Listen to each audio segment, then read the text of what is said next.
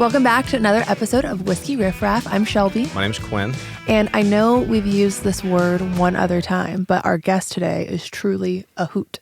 She is. Yes. We're excited to talk to Hannah Dasher today. Yes. And I would say that there's probably a chance that some people are going to be, hearing from Hannah Dasher for the first time or hearing about her for the first time. She is a hidden gem is how I would describe her. She is such a bubbly personality. Her music is I really like it. I think it's got some humor injected into it as well. So I'm excited to talk to her about some of that stuff. Yeah, it's very traditional country music sounding. And yeah, like you said, the humor, I think, definitely adds a bit of spice to it.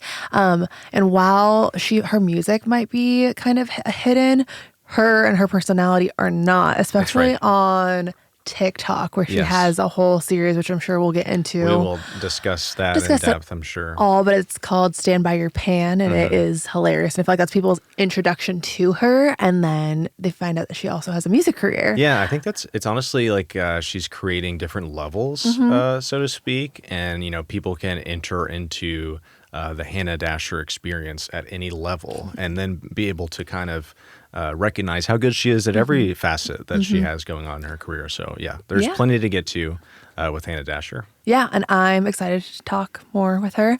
But let's recap the last couple weeks. Yes.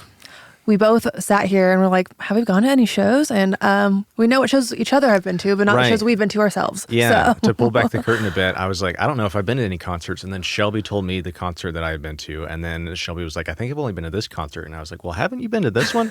So we both apparently know what concerts each other have been to, but we don't know ourselves. That's the craziness of living in Nashville and having shows all the time. And it's all a blur. Yeah. Well, mine were not country. My shows I went to were not country, either of them. That's okay. The first one, I had a friend ask me to go with her to the Struts, and they were awesome. It was such a fun show. Was that at the Brooklyn Bowl? It was at Brooklyn Bowl, and it's very like, they're like from the UK and very like pop, almost like Queen-esque. Yeah.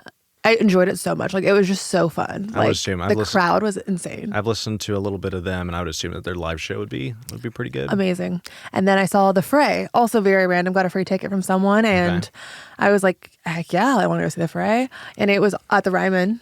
Oh, so cool. Fantastic show. How hard did How to Save a Life hit whenever they played it? Everyone, I mean, the whole Ryman stood for the majority of the show and sang every song. They played that whole first album, top to bottom, basically. Everyone knows that one. And yes, I don't even want to know what year that came out, because it would just make me feel super old. I think it was. I think I do know it. It was like I think early 2000s. I think it might have been 20 years ago. Yeah.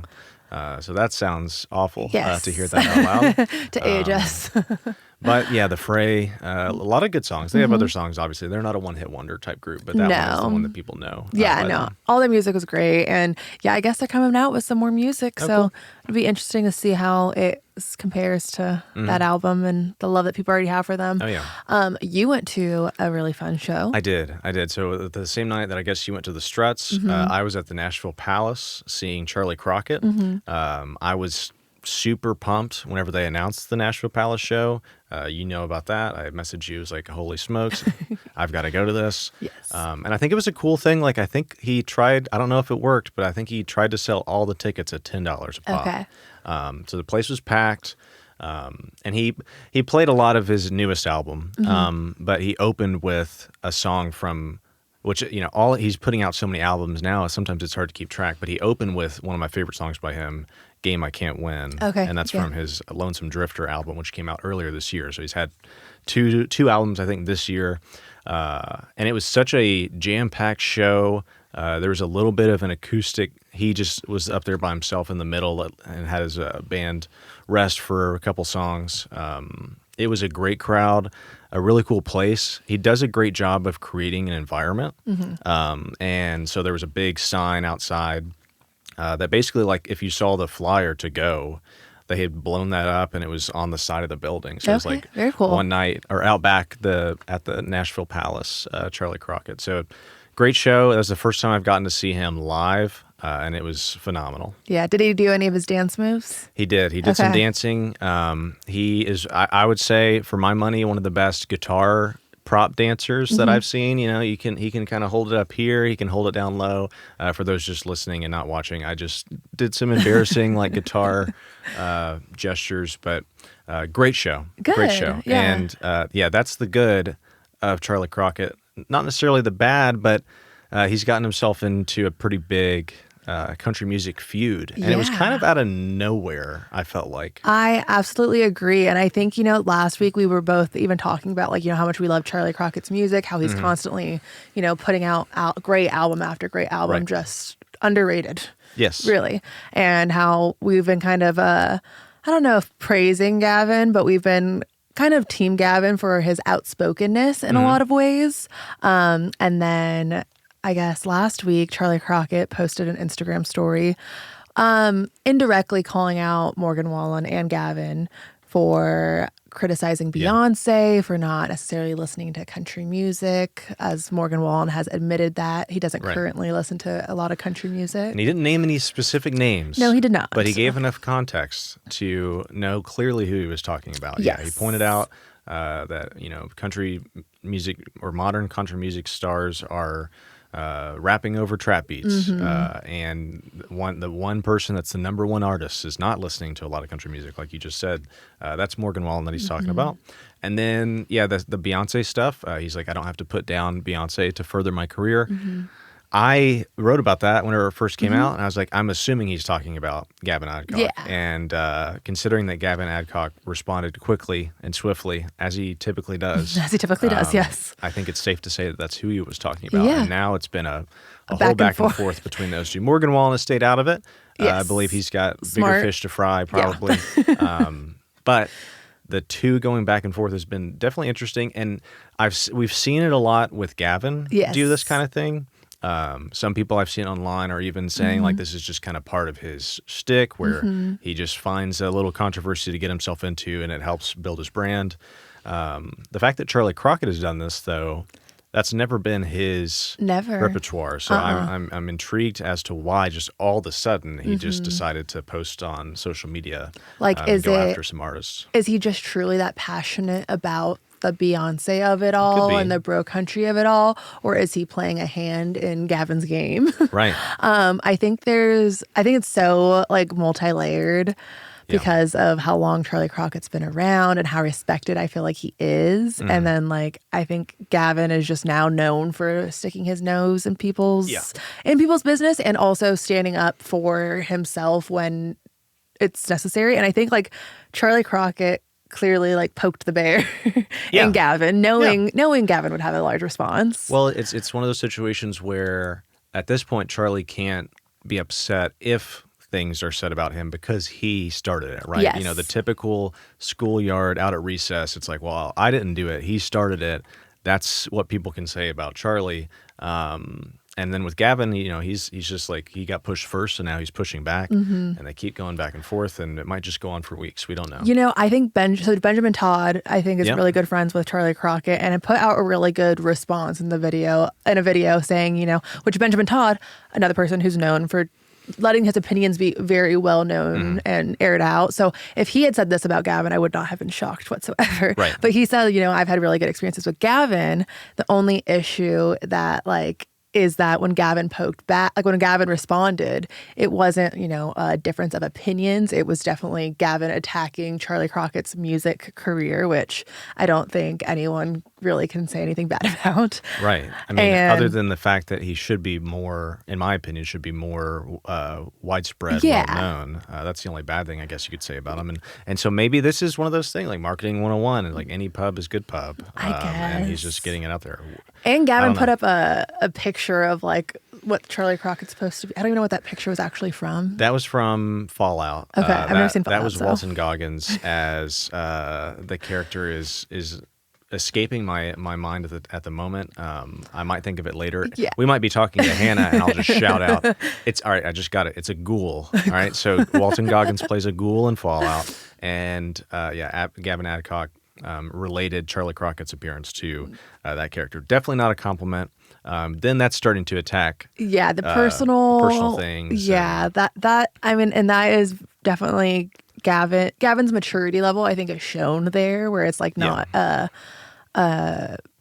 a real conversation to be had or like a difference of opinions. It's just Yeah. like now it's attacking. But then again, he got poked first, so Yep. I don't know. It's just interesting to watch it all play out, especially with someone like Charlie Crockett, who you would like never expect Right. to hear from. So I guess So- only time will tell. Yeah, even how that works out. As soon as last night, there was more coming out, so I know. Yeah. we'll see what happens in There two could more be weeks. more happening right now Yeah. as we're talking that Literally. we'll have to jump on. Another controversy Oh, yeah. that has been big in the news is Cracker Barrel. And if people were tuning in to the Whiskey Riff Raff podcast and they're surprised that we're now talking about Cracker Barrel, that's on them because I think Cracker Barrel is as country as a restaurant gets. Oh yeah. Or at least it used to be. I'm not gonna put on my tinfoil hat or anything, but yeah, Cracker Barrel rolled out this rebrand, and basically it just feels like it's taking the life out of Cracker Barrel. Yeah, I think this is something like we don't necessarily need to describe. Like everyone knows. Everyone knows now. All I want to know is what your opinion is on it. My opinion? Yeah. My opinion is that whenever I walk into a Cracker Barrel, it should feel very old. Mm-hmm. It should feel like the soot from the fireplace is all over the restaurant, and obviously in a sanitary way. It should feel homey. It should feel like you're over at your grandma's house. Mm-hmm. And the interior rebrand has been something that I've been reporting on for quite some time yeah. because I just don't like the way, farmhouse look is fine, but I think it's out, right? I mean, I think farmhouse was early 2010s when Chip and Joanna Gaines were at the peak of their fixer-upper era. And I know they're still doing some stuff, but I think that look is kind of dated at this point, and Cracker Barrel's just now switching to it. And then for them to take the logo and just, I mean, there's no character in it Butcher it. whatsoever. I mean, they took out the old man. I think Yeah. apparently that's Uncle Herschel, which I found out. I'm not Yes. entirely sure. Yes. And then they took out the barrel. Yeah. So now it's just boring, and all these companies continue to take these really cool logos. It happens in sports too. All the retro logos are cooler than the modern ones, and the modern ones are supposed to be sleek and whatever else. Insert adjective here. I just think that we need to go back to like the Cracker Barrel logo was fine. There's nothing wrong Yeah. with it. Everyone loves it. If it's not broke, don't fix it. That's literally what I was going to say, word for word. If it ain't broke, don't fix it. I just don't get how it turns into like this whole political debate. It's just like it was a bad Yeah. branding move for and them I don't even know if I would.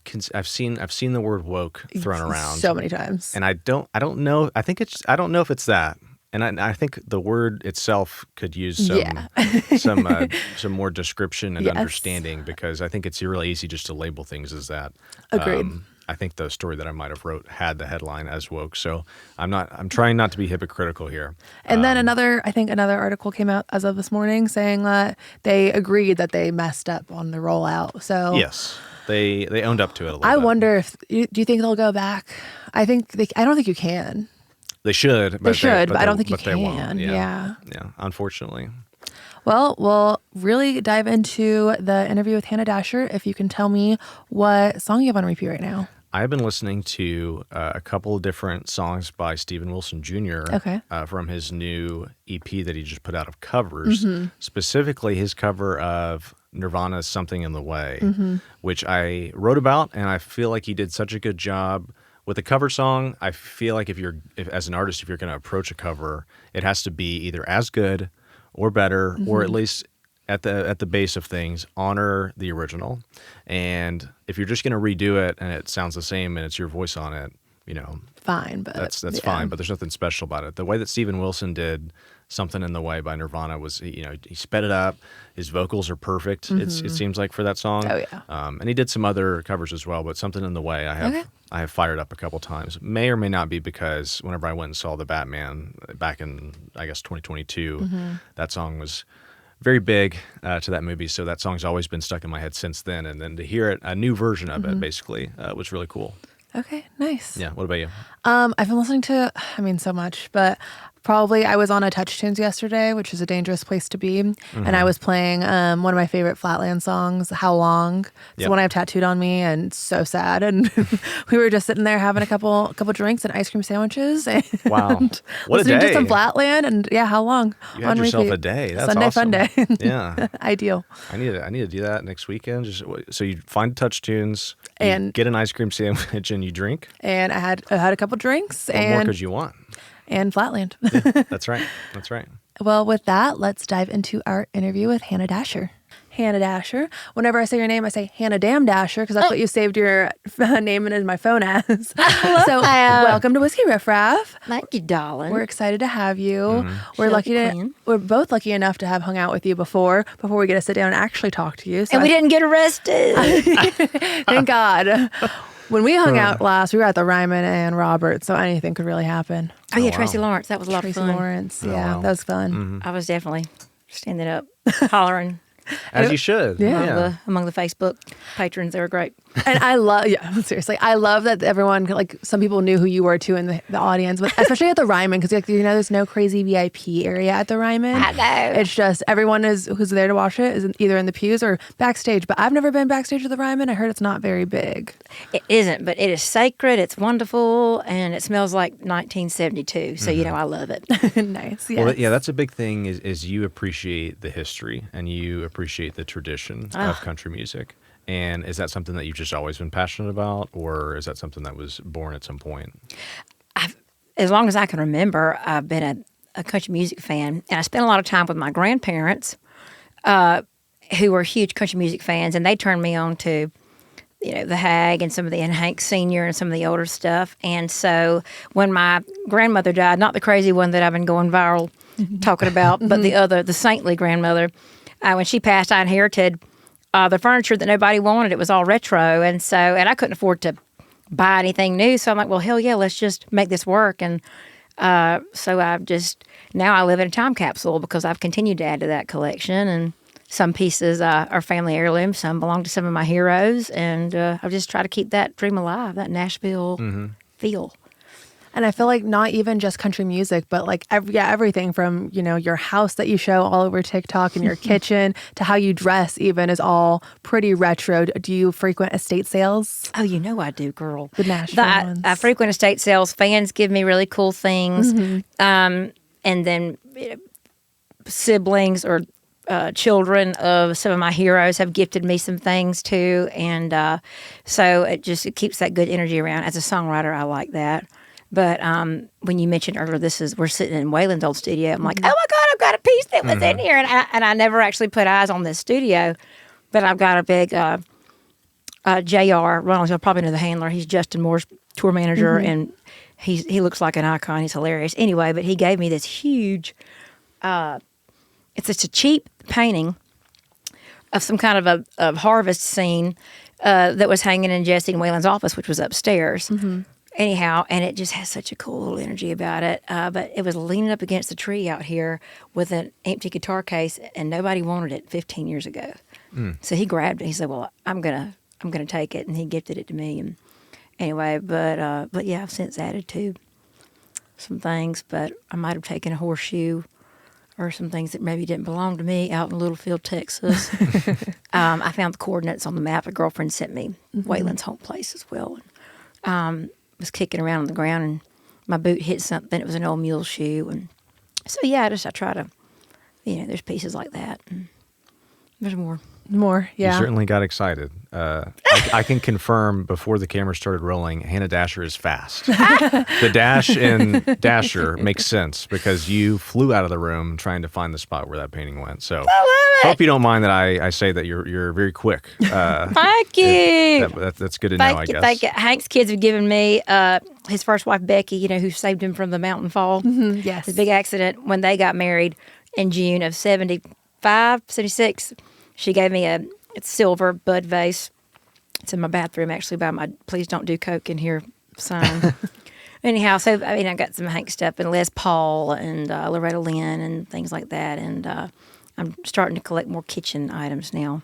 That's amazing. And I mean, your kitchen is featured everywhere all over social media because of your series that you do. Well, you can't trust a skinny cook, Shelby.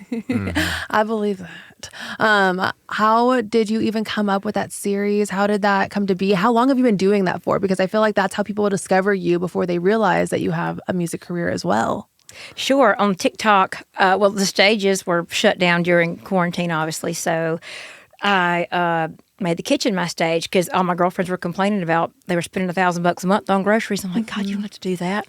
they didn't know how to cook. I'm like, well, how do I teach people how to cook? Let me just help them a little bit. So the goal wasn't to go viral. It was just to teach my girlfriends and people how to cook, how to fend for themselves, and it resonated, obviously. So thanks to that, I've got a bigger online platform, and I'm able to sustain a touring career because I've got fans that see my music through those outlets now. Are the recipes that you're doing, are those family recipes, or those? Some. I mean, I'm a chunky kid at heart, honey. I love to eat, Quinn, and I mean, cooking is not rocket science. At least not the kind of. I'm just a soul food meat and potatoes chef. I mean, I can do some bechamel sauces or whatnot, but yeah, I just cook with love. I think the most recent one I saw of yours was like a shrimp. Was it shrimp scampi? Shrimp and lobster, yeah. Yeah, and that looked good. Thank you. That's the only problem is like I can't watch your TikToks before I like go to the grocery or anything like that because I'll just buy all kinds of extra stuff. But Well, I just ate an entire peanut butter pie in a week, so all Sounds but like good. 2 pieces. It's terrible. So I was at the gym this morning. That sounds amazing, though. And you recently just moved, is that correct? Yes, child. I had a big mold scare. It was crazy, but God knew I needed more space. And so I hit up my sister, who's great at finding houses and things. I was like, hey, retro kitchen, fireplace, go. That's what I need. And the first thing she sent me was this old house. It's in the same neighborhood as Patsy Cline's old ranch, her dream home. And it's kind of the same floor plan, actually. So I've been finishing out a bar downstairs, it'll be like a 1968 kind of an Velvet Elvis-y oh wow, bar, because I love to entertain, and we get a lot of liquor on the road that we don't wind up drinking. So there's a place for people to come consume it. Anyhow, and for me to have Bible study. perfect. Get you a girl who can do both. Yes. I feel like you're the 5th person who has talked about mold in their home in Nashville. Yeah. I actually have mold in my house right now. So Oh no, honey! it happens everywhere. It's It's a rental, so No, it is. We'll be on. Yeah. It's affected my voice. I mean, it's it's caused some health issues that I won't really go into. But I just I thought that I had silicone poisoning because I have all the side effects of like what silicone poison does. And I was happened to be talking. I call her my booby nurse for my breast augmentation. Was talking to her, and she's like, "Hannah, you have saline." Oh, so thanks to DeMarcus on Chat GPT or whomever, my little assistant, she looked it up. She goes, "Hannah, I think you got mold, toxic mold exposure." I'm like, "Oh my God!" So yeah, people, y'all get a hold of that. If you like old houses like me, make sure you are climbing up in the attic and checking it out. Yeah, That's horrible. But I can't believe ChatGPT helped you with that. That's crazy. Tara, my little friend, she did. She Okay. her Chat GPT. Her did. ChatGPT. I mean, I do have one on a computer, but I'm rarely on the computer, and I still like to rely on me. I don't want to, and my wit. I don't want to become dependent on that. and you have a lot of wit. I mean, all the humor videos or all the TikTok videos that you're doing, there's a lot of humor injected in them. And then I'm a fan of your music also having that humor side of things. Obviously, I can't say that without mentioning Redneck Ass. Lord help. Which is just so fun. It's such a fun song. I remember whenever I got to see one of your shows and you had the music video playing behind you, and it was just perfect. It was awesome. That video is still getting spins on YouTube. It's doing well. It's an animated video that I built with Skylar Wilson, Sky Baby Cartoons. He is so talented, y'all. He's also a hoot. But I like, hey, I've got this vision. This is the plot. This will be really great. Cornbread Cowboy needs to be the dude, and I need to be fighting over him with Chelsea Lynn, Trailer Trash Tammy. And then I don't want to, spoil it, but y'all, if you need, quick little laugh, definitely go check out the video. It's a great song YouTube. too. I mean, it is awesome. Yeah. I'm a big fan. So. Thank you. My favorite is You're Gonna Love Me, because I just love like the sass and the confidence behind it, because like you're right. You're so sweet. I wrote that with my 40 Sampson and my old roommate Thomas Archer. He called me H to the damn to the D. Ooh, So it love just it. had to fit. But yeah, I think what we do live is a little different from what we captured in the studio in Nashville. And I've never been into the slick, polished pop way that we really do things. It's worked so well for years. I'm drawn to the Waylon. I'm drawn to the rock and roll, Skinner and things like that. And I have a soulful rhythm section, if you will. I go to Mount Zion to church, which is a Black Baptist church. And anyway, so that greasy pocket is so important to me, and not something that was really able to accomplish in the studio in many of my recordings, and I feel like it's cost me, but it's also set me up to release or maybe re-release some things in the future. That's so exciting. Yeah. And you were recently on another podcast that me and Quinn, I think, both listened to while we just, prep for having someone on because we don't want to ask the exact same questions Oh, I someone love already that. has. But you went in a little into the details of, how you coming to town, you getting a record deal, and kind of, I don't exactly understand what happened. If you got dropped, I think. They Yes. dropped you. And, okay, I just listened to it this morning. It was like a week after your one release. Yes, as soon as we put out the half record, I was on Sony RCA. They pulled the plug. I dropped it, like July the 9th. And then they pulled the plug a few weeks after that, 2 weeks after that. And Less than 2 how long weeks. ago was that? That was in 2021. Okay. So it hasn't been that long, but you've been releasing music completely independent since then. Yeah. My main source of income is touring. Okay. Wow. And I get, I'm still writing for Sony Publishing, and so I have the mailbox checks that come in. But yeah, by the grace of God, I've been able to have a touring career, and I play clubs 300 to 400, 500 at the most. But that's usually that's where we are, and I'm grateful for that. I'd like to build it, like to grow upon that. So. Everyone loves championing an independent artist, but no one understands, necessarily the struggle that comes with that. Can you kind of go into what that looks like? That's a good question. Well, growing it is where the challenge lies often, because when you are a major artist and you've got some major players, like major booking agents, and a lot of people don't realize that the majority of the artists that they know about and that they go see are because they've been shoved down their throat on major tours and major festivals, and only the big booking agencies have access to things like that. Little guys like my booking agent, he's a badass. He's covered in tattoos, and he's one of the best gunshots that is, in the world. But we have limited access to those early festival slots, or those festival slots at all, which would really help to grow this and gain great exposure. Anytime I play a festival, or anytime I open for a major act, my Instagram just shoots up, and my stream just so, which is great because it actually works for artists like me. Yeah. But but there are also other artists without that I feel like don't have an internet presence. We wouldn't know anything about them. So take that for what it is, and you know what I mean. Yeah. Well, and if you look on your website, you have so many tour dates. So obviously that makes sense. You're saying that that's your main source of income. Like, how hard is it as an artist to just continue to be on the road? Because obviously you're on the road a lot. It will. I can't speak for all artists. I guess I'm kind of the oddball because I have my one hand in the frying pan and the other on a fender. So it's hard to really balance all that. I feel like I'm not able to do one exceedingly well, but my internet life keeps me super, super busy. Otherwise, I would probably be touring more.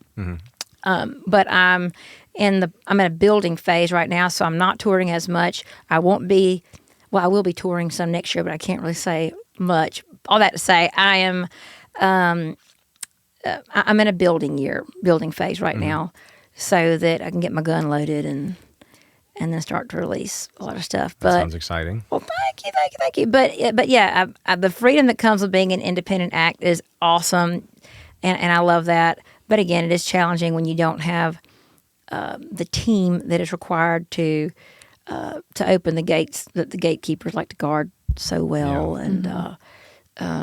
And I see a lot of these people watching my stories, but they ain't up in the likes. You know what I mean? All the time. Oh, Lord Jesus. And that's all right. That's okay. God loves them too, honey. But I just think the Lord will make a way somehow, and He has. I've not had any radio play other than no XM or terrestrial radio play other than the guest slots that, like Whiskey Myers or like 49 Winchester, guys like that, Elizabeth Cook, have put on their, they've added me to their guest playlist, obviously, but and I've not had any terrestrial radio play, but for some reason I'm able to have a music career. and I'm buying fun furniture, and I'm able to. I'm just not getting to a spot where I'm really comfortable, and thank God, isn't that wild? Yeah, and And my streams sure as hell don't show up. They did when they first released me, but you've got to have a lot of money to feed that animal to continue to put Right. music out. So I think that's what patrons back home And is don't that realize. would you say? Because correct me if I'm wrong. No. You've had 2 albums. Is it the half? Yeah, and the then half record and the other damn the half. other damn Yes. half? Yes. Yes. So there's not a lot of emphasis for you to try to put out another album because that's not where you're making your career. True. I mean, I would love to, but God, I'm afraid to talk about my plans. I'm guilty of that. I Feel have free to ideas, spill- and I feel have. free Well, to no, spill you're great. anything. No. I'm not trying to be. I'm not trying to be caged in any way. I mean, I love y'all. I love Whiskey Riff. Y'all been so good to me. Y'all have always shed light on me. I mean, thanks to you guys, as well and other influencers, I am able to have this career because you share your platform with me. And Well, we Cornbread appreciate that, Cowboy yeah. and bless Cornbread Cowboy. Y'all pray for him. Always at the strip club. He's a mess. But he's one. He came along. He went to a show of mine in Florida. He's like, "Holy shit, you're so good. What can I do? Like, the world needs to know about you." I'm like, "Well, let's just start collaborating weekly." And so we did come with this little cat and mouse series that you see online, and I'm in the process of getting all of those up on YouTube now, so you can watch the whole little series. And what a world that we live in, that is, the content for music, the content to find you. And, it's not how it used to be back in the day. It was just 100% the music. And now it's like, well, you need all that in order to have the money to make your music. Absolutely. Yeah. It's crazy. Absolutely. Yeah. People don't realize how expensive it is to make a record, not just to cut the album, which is like about 6 figures, and then to promote it, the marketing. I think you have to buy your way onto playlist. I don't know anything about all that, but, Yeah. You're so talented with the music and the social media and the video creation and all that stuff.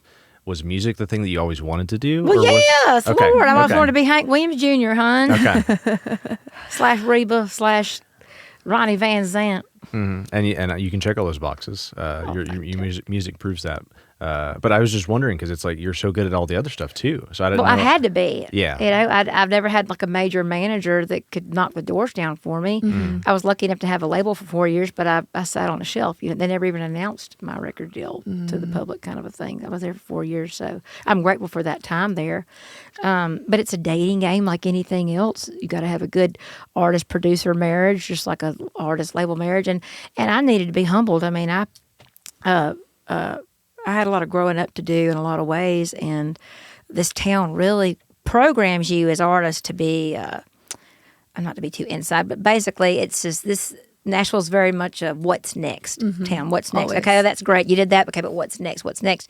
And I needed to sit back and celebrate my victories and my little victories and be grateful for where I was, I think, to be open to receive all the other things that God was wanting to send me. And he had to humble me in order to let me do that. You can't catch stuff when your hands are full of bullshit. You got to have empty hands to receive what he's wanting to send you. That's right. From the And- Church of HD.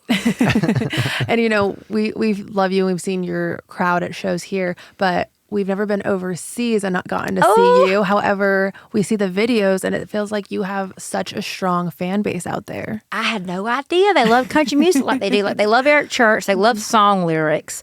And so C2C was my first taste of the European country music scene or fan base. And yeah, we drew a really, really big audience outside of C2C. And Bob Harris of BBC, love those guys, caught his attention. So he had me on, and they've had me on since, and which led to me going down one of my rock and roll bucket list rabbit holes, which we'll talk about later. But yeah, and then Scandinavia.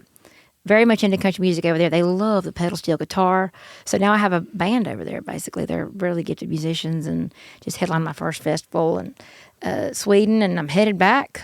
Gosh, we'll be all over Manchester, London, where we're going to be. so exciting. Newcastle, places like that. And then I'm back in Örebro in Stockholm. So this fall. That's awesome. I feel like Yeah. I'm talking too much. No, that's what you're supposed to do.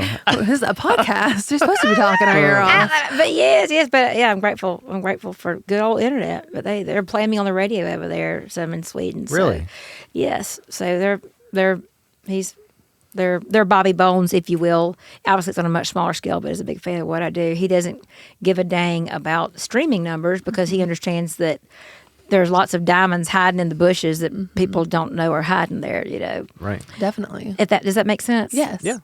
Yeah, like if no one knows that it's there, no one's going to find it. It's got to be exposed. Obviously, we'd never know who Chris Stapleton was if Justin Timberlake hadn't said, "Hey, this guy's the shit. Check him out on national television." Yeah. Meanwhile, he was sitting around with the still drivers for years and years and years playing. Or Nashville's so- Best Kept Secret, Yeah. which you guys have called me several times in print, and Yes. and that's a compliment. I'm not offended by that in the least. I just, again, I just think it's been a building season, and I think Rome wasn't built in a day. So That's right. So you don't have to share any of your specific plans, but what is your goal in the next couple years? What will make you feel like this building year was successful? that's a great question, Shelby Bug. Well, I'll have more of a presence on TV. That's a goal of mine because I love the camera. Another goal is to be on SNL, for Pete's sakes. I love it. One of my buddies, John Crist, a comedian, y'all check him out if you don't already I follow ran him. into him maybe last month, and he was one of the nicest people I've ever met. He is a doll. He was awesome. My wife and I were walking around in the Gulch, and my wife's a huge fan. I know him as well, but I would say she's a bigger fan, and she was like, "Oh my gosh, I think that's him." And I never am the type of person that wants to bother anybody, but I just went up and was like, Should though, you guys should though. I mean, literally, like I was at the flea market this weekend, and I look around, I see people with cameras, and then eventually, like a couple of them came up. Can we please get a picture? You know what I mean? But I think, I always approach people like that. I would. You guys work with a lot of us crazy public figures, but yeah, you can approach me always. I love that kind of stuff. I'm a public servant. I'm not a public figure. I'm a public servant. Really, is what it is. I mean, I'm assuming you get recognized a lot. Yes. Yeah. That's great. Lord, you should have seen me at the Blackberry Smoke Mike Campbell concert at Chastain Park a couple weeks ago. I literally stood in line for 30 minutes. Ain't God good like that? Literally, the security had to come break it up. There was a line of people. They all lined up. I stood for 30 minutes taking pictures with people, just receiving one. But anyway, back to John. Yeah, sorry. Chris has encouraged me. He and I have done some funny collabs, and he's encouraged me. He said, you really need to try the stand-up thing. You need to do the comedy thing. And I've never done that, but I've started practicing some of that bit in some of these videos online, like about my grandmother, for example, and we jumped 12,000 followers last week on Instagram. Isn't that wild? That is. So there's something to that, and why put me in a little Box. in one little box, Yeah. right? Yes, I love to sing, I love to cook, I love to entertain. I'm an entertainer. I'm not just a singer. I'm an entertainer. And you're trying another new way to entertain, I think, if that's correct. You have a book deal. I do. Go to HarperCollins, and yep, we're working on it. So we can announce that in October. What exactly is to come? You don't have to say yes or no. I'm just assuming it's either going to be like a cookbook has some country music to it. So It'll be something for everybody. We'll say perfect. That's a Perfect. good yeah, way. I'm Good- excited for Yes. that. Good general Yes, thing it'll hopefully make you laugh and leave you in a better place than it found you. Good. Maybe get you a husband. I don't know. Wow. Yeah, I feel like you're out and about so often and everyone knows who you are, not even just from your personality, but just from the hair by itself. Bless it. Well, I mean, you got to build a brand. Yeah, exactly. And I just had to lean into who I am, and I've just with my features, I have to wear things that accentuate that, and I like a big old Elvis collar and Elvis glasses. I love Elvis. And, What's one of the crazier fan interactions that you've had? I'm sure you've had plenty of normal, hey, can you take a picture? I'm a big fan. But what's the one where you're like, oh, that was weird? Well, I've had to file a police report. Oh. So that's interesting. Yeah. God, I don't know if I can even talk about that one. Just a fella found out where I lived and was just doing nasty things in his truck in my my driveway. Oh, no. Anyhow, but I think we've nicked that one in the bud. Good deal. I mean, it's always fun to get a crier. I say fun. People will cry and cry. I'm like, why? Or I don't ask them that, but it's like really, but it's humbling because you realize, okay, there's eyes on me, and what I do and what I say online really matters, and so let's make sure I'm leaving people in a better spot. Let's make sure I'm, pouring life into them, or just entertaining them. Yeah. And I knew you were a songwriter with your own music, of course, but I didn't realize you had several other cuts by other major country artists. Can you talk about those and kind of how they found that artist, or any stories since? You asked me one of those other questions. I could lead into that probably a little better. I love you. Yes, Brad Paisley, Laney Wilson, and Ian Munzik. Ashley McBride just FaceTimed me a couple weeks ago and was excited about a song. She said she cut it. I don't know. Well, it's like kissing your brother. It's a cut's like a kiss, but you just got to. How do I word that better? Stop, rewind, play. Ashley McBride FaceTimed me a few weeks ago, excited about a song of mine that she would like to cut. And will it happen? I don't know. But either way, I don't chase that stuff. If it comes to me, wonderful. But yeah, Sony Publishing hit me up several years ago. And they were like, hey, we've got an artist. She's a country girl. She's from Louisiana. We think y'all hit it off. She doesn't really know if she's going to go like pop country or kind of what the vibe or whatever's going to be, but, we like some Hannah songs. And I had basically already started this chorus. You say L.A., I think Louisiana, Lower Alabama, blah, blah, blah, blah.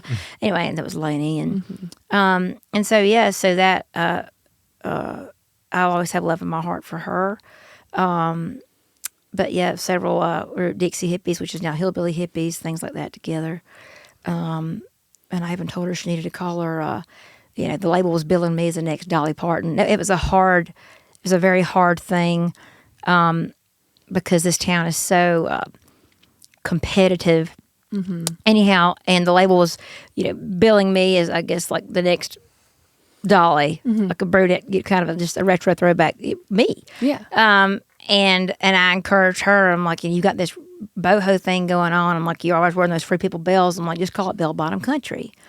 We had that conversation at her dining room table, and I'm glad she took that advice. But the devil has just instilled this scarcity mindset in us. And I don't know why it's so much more competitive for girls. But, another artist that I've mentioned, I've been on the road with them once. I've opened for one weekend, and I got a really good response. But I've not been asked back. And I get it because I'm competitive, and I get that. But as a musician, I crave being around other talent. I crave being around people that are like either where I am or better than me. And if it weren't for that attitude, I don't think we'd have the Highwaymen. Who was Waylon hanging out with? Yeah. Willie Nelson, Chris Christopherson, Johnny Cash. Like, I just think greatness feeds off of and breeds more greatness. And I wish that we did more of that in this town, whereas I used to years ago, but not. Well, what's the saying? Is that rising tide raises all boats?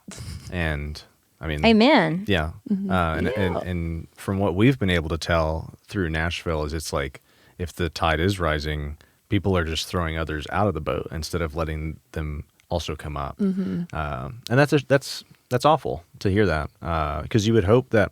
Yeah, I wasn't invited to either one of those album release parties, and guys, can we share all that? I mean, we just did. So the competition's good. I just won't post it online. But yeah, exactly. Oh, YouTube's fine. But, I feel like that way with like just friendships. Like, I want people around me who are better than me. Like, why would I want iron sharpens iron? Yeah, I want different, better, everything because I don't want to hang out with more of me. I want people who bring something different or can teach me something new, and hopefully I can teach them something in return. And, yes. Like hanging out with guitar players inspires me to go home and pick up a slide, or I mean, I'll pick. You pick things up from one another. That's great, and I don't know. I think God makes you uniquely you. There's not another Shelby Rogers on the planet. You know what I mean? There's not another Hannah Dasher, and so I think there's plenty of this. There's plenty of originality in this. I'm not worried about somebody. I don't know, taking that, or I mean.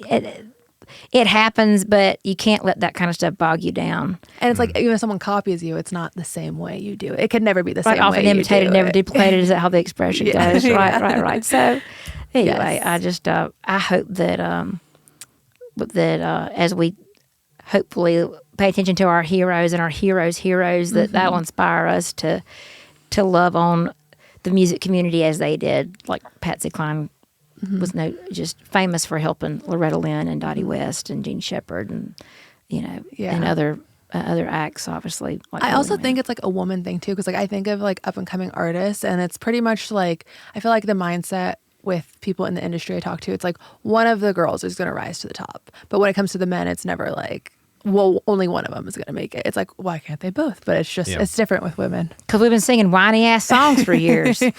Not me, but that's why they're all asking for. I don't know. Probably. I love it though. But you said that you also got to open up.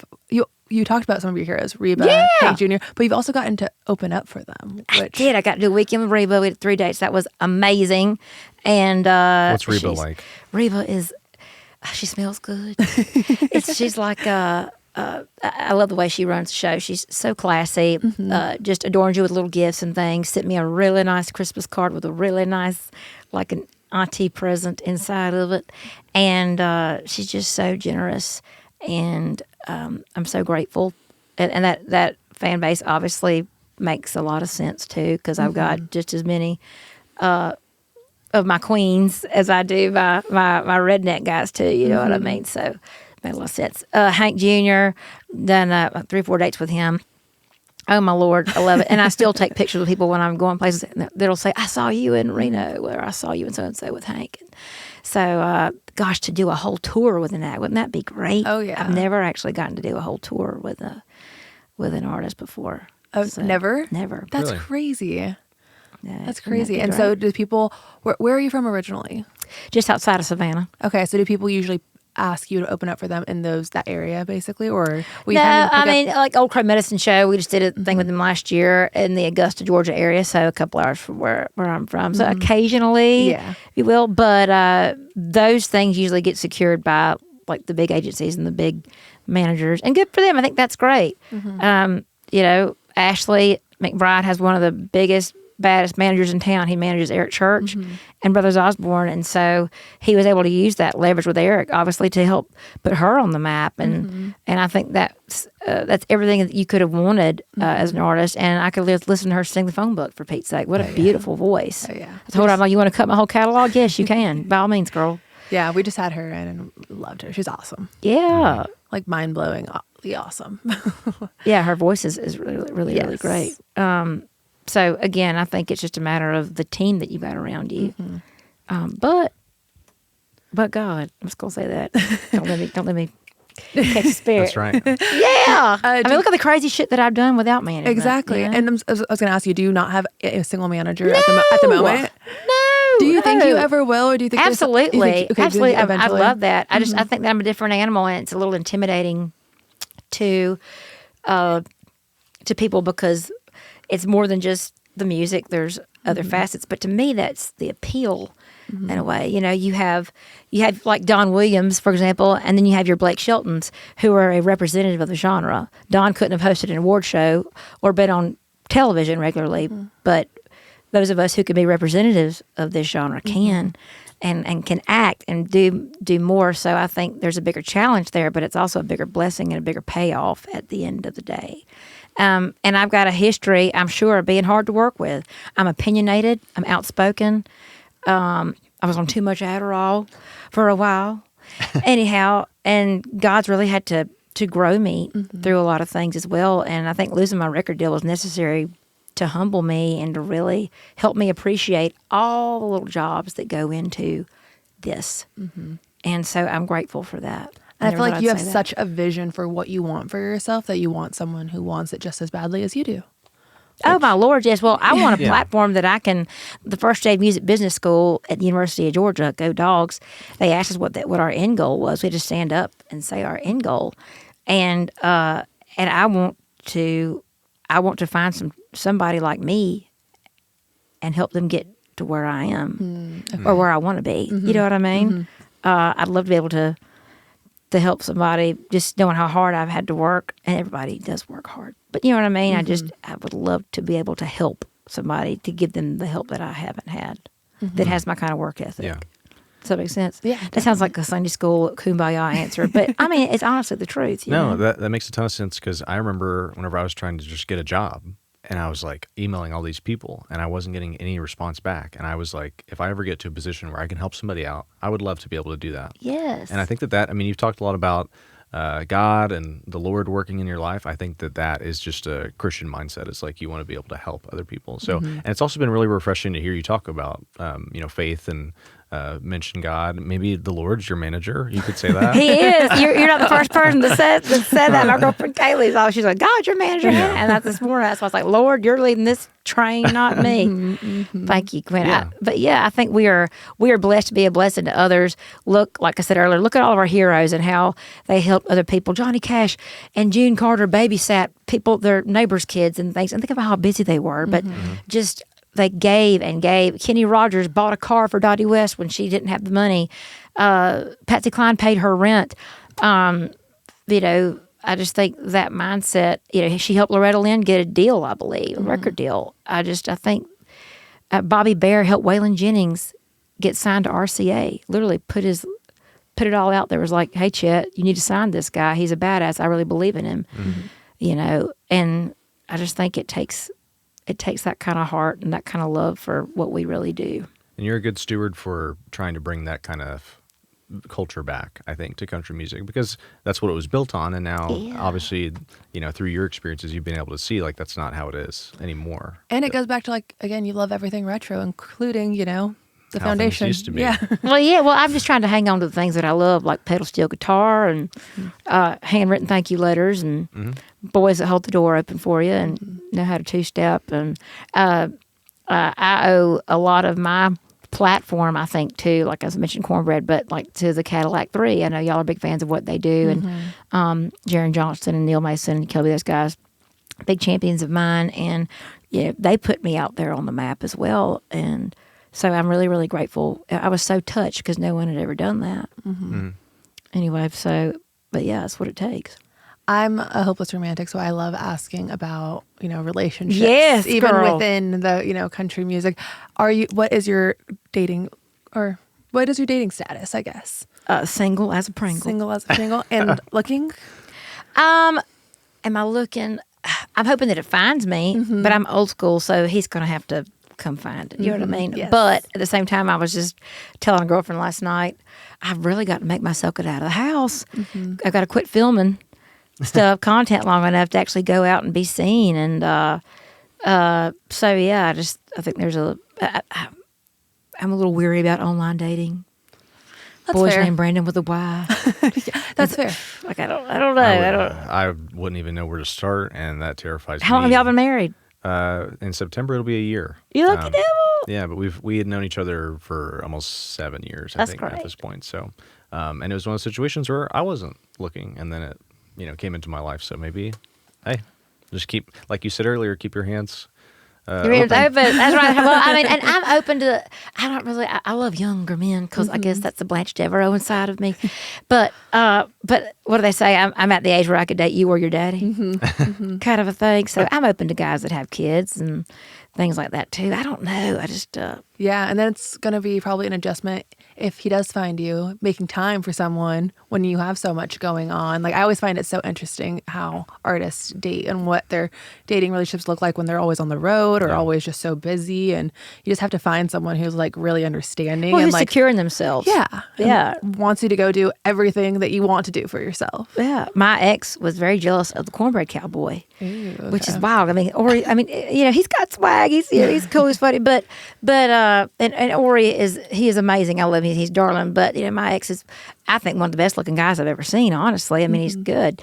He's good looking. But to be that insecure, that I was like, why are you jealous of this gimmick that we have online? Yeah. Anyway, so it's just a matter of finding someone that's that gets it, that's secure enough. It could be an actor. I don't know. Scott Eastwood's single. Hello, Scott. Hello. Good looking. Some of my friends just met him, so That doll. I know. Was he nice? yeah, they said he was an angel. I heard he's pretty short, but Oh, they said he's really? very, very, very sweet. Hell, I could They ran into him at a festival in Aspen. really. Wow. I could put up with that. I think short guys usually are blessed other places, but who else would be wonderful? His name keeps coming up to me a lot. People are like, you should. Well, whatever, Theo. Oh, Theo Vaughn. Well, he calls me Buttercup. I don't really know him that well, but people keep bringing his name up. He's a handful, I'm sure. I'm sure.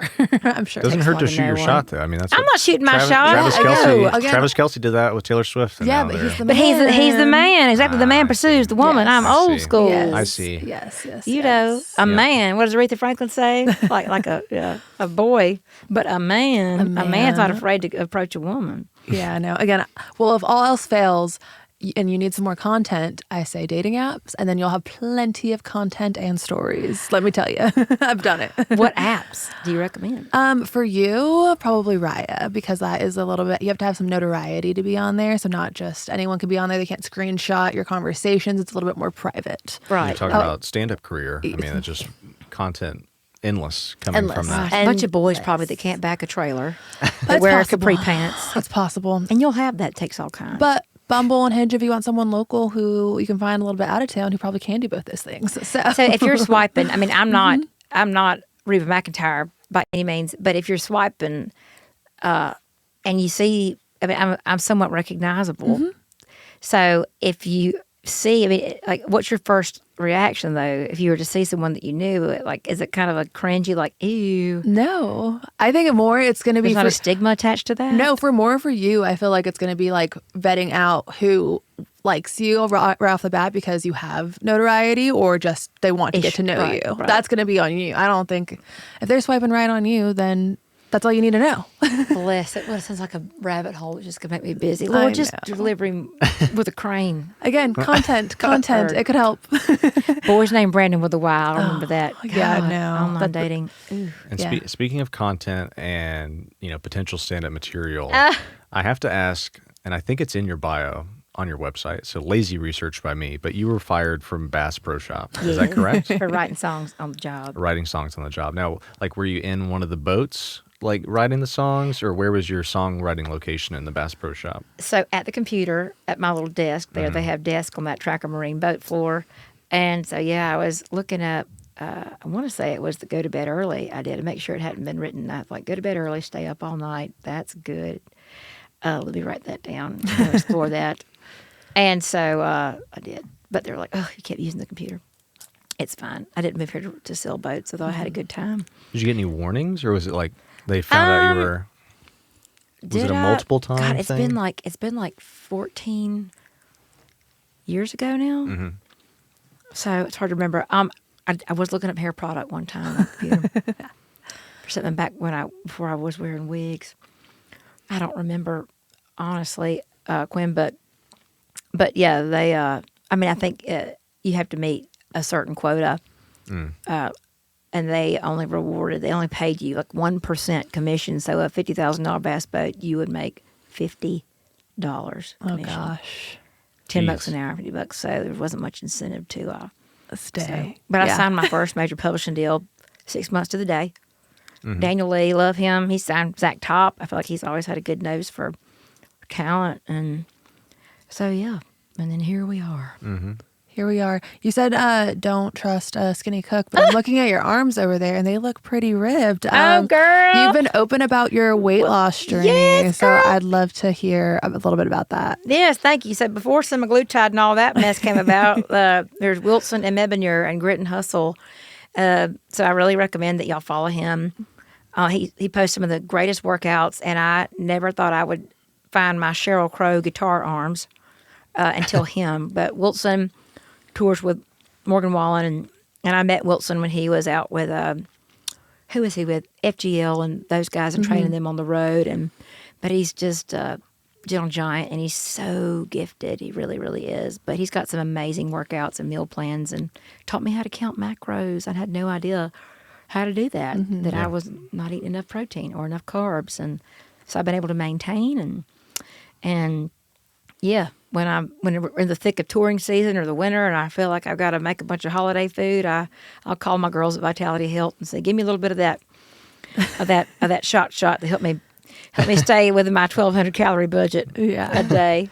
Fair. No, I had to mention that before we go, because time, I feel like, just flies by when we're in this room. I'm like, we can always talk so much more. I wanted to ask one more thing. Yeah, because before we started, we were talking about a country music feud, which I guess kind of goes in with like people aren't lifting each other up. They'd rather maybe go back and forth. The one we were talking about was Charlie Crockett, Gavin Adcock. They're going at each other right now. Yes. Over Beyonce. So Yeah, there was some Beyonce stuff thrown in there. I just wanted to open the floor if you wanted to start a feud with anybody that you would, like to target, or perhaps just give an opinion on the whole Beyonce situation. Oh, heavens, who would I feud with? It'd have to be somebody fun. It would only be for fun. Because I mean, if you whatever you say on the microphone next, I'll write an article about it. My Lord. You never know what could happen. Oh, my Lord. Oh, heavens. Maybe a cooking feud with Trisha Yearwood. I don't know. Okay. But I don't know. As far as a Beyonce thing, I think she's a queen. I think she's incredibly gifted. Obviously, it wasn't a country record.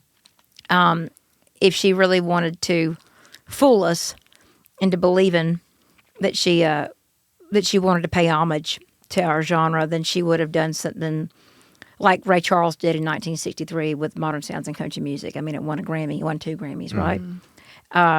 And so I would have loved to have seen her record like an old Tammy Wynette song to really do it justice, and to include more songwriters, not just black artists and black songwriters. Can I be honest? Think about it. I mean, I think there were a couple of us pale skins on there, but the majority, it was obviously an agenda and a mission, and not to take away from the success that like Tierra and artists like that have. I'm grateful for those huge moments that they've gotten from that. But again, obviously it wasn't genuine, and I wish she would have paid homage and actually put out a country record, because I would have bought that. I'd have bought 10 copies of it. yeah. I think she has a great voice. it would have done even better. Would have loved So- to hear, like you said, just a traditional sounding country song with her vocals on it. That would have been, she just took advantage awesome. of an algorithm and a trend. She just took advantage of So- it. happening. so Yeah, that- that's not art. That's just a quick grab to make some money, and I don't think that deserves any kind of award. Yeah. So headline is Hannah Dasher calls out Trisha Yearwood and Beyonce. Is that fair? I'm just kidding. I'm just kidding. I have to think about that honestly. As far as a feud goes, I'm just kidding. I mean, I don't. Well, Naomi Judd is deceased. God rest her soul. But that would have been a fun feud. The only time I ever met her was like a week or two before she died. It was at the CMT Music Awards, and the first thing she said to me was, "Bitch, you better take that wig off of your head. I'm supposed to have the tallest hair here." I love that. So I think a wig tossing contest Okay. would have been hilarious Perfect. with Naomi Judd. I just got to see Winona Judd for the first time ever. She blew me away. She was so good. Oh, it was fantastic. She just endorsed my project that's coming up, good. Oh, wow. and so I'm so tickled. I think she's one of my heroes. I mean, God, she played the Super Bowl in 1994. I mean, she's Crazy. Yeah. she isn't it? Yeah. Maybe she'll take me out on the road with her too. Yeah. That could be your full. Speak it into your existence. first full artist tour. Golly, Lord, I don't know. There's so many great acts out there that I really love, and that I think. I mean, I love Sturgill. God, I love what he does, and Tyler and those guys, Childers. I just think there's just so much great stuff. And Yeah. of course, Zach Top. I'd love to pinch his thighs. That's the feud. Probably, I guess. Okay. I'd challenge his girlfriend Wow. Okay. like that. to a one. cooking and a kissing contest. Good. We'll let him pick. That's the headline I was looking for right there. Yeah. Okay, last thing before we go is Yes. you're close friends with Aaron, who is our coworker, Love him. and he said the one thing I have to ask you about is conspiracy theories. I'm going to get canceled. Well, what you should know, what we didn't go public about, that I think this is great for you to know. So occasionally when I'm filming, I love to put on my fake fingernails. I can't play guitar with them, so it's rare. But anyway, I was last July 13th, I'm scrolling on my phone, and I accidentally hearted a video by Bobby Ritchie, Kid Rock. And I thought, oh my God, that's going to be controversial. Let me go unheart that. So as soon as I went to his page to unlike it, my phone went black. Meta kicked me off Facebook and Instagram. And so I went from averaging 200,000 views video to 4,000 views Oh, video. my goodness. It hit ticket sales. It really, really hit like brand deals. I mean, it hit me hard. And I've got band members that have mouths to feed too. Yeah. So anyway, so I've just spent all of the last year trying to appeal to Meta. I was able to get some help finally about 6-7 months later, but they limited what I was able to send in my DMs. Like I could only send like 3 to 4 people at the most. Like I could only share posts with up to 3 or 4. But yeah, they totally blocked me and banned me because I'm a person of influence and I accidentally liked a video that was from the other side. And I don't Interesting. affiliate with anything like that publicly other than God. Because, I mean, my job's to unite people, and I've got fans on both sides of the spectrum. So all that to say, but yeah, I was a journalism major, and I will go down some rabbit holes with you because I believe in good research. And I think a guy y'all should pay attention to is Chad O. Jackson Okay. and the documentaries that he's researching extremely well and putting out. And it's going to turn some heads this year. Okay. I'm interested. Chad Jackson. keep an Check eye out out. You Chad got me Jackson. in. Well, thank you so much for being here. We had such a fun time. Is there anything else that you can share that you're excited about? Tell people where to go listen to you and watch you and all the things. I think you've covered it. Just yeah, if you like me, if you come see me live, make sure you tell 25 people about it, and yeah, just keep liking my post. If you see a video, make sure you like it and share it so that I start showing back up in your feed. Yes. Simple things like that. Yeah. Yeah, That's what it takes to support an independent artist. thank you. Okay. Well, Thanks thank so you much. again. Thank y'all. Y'all rock.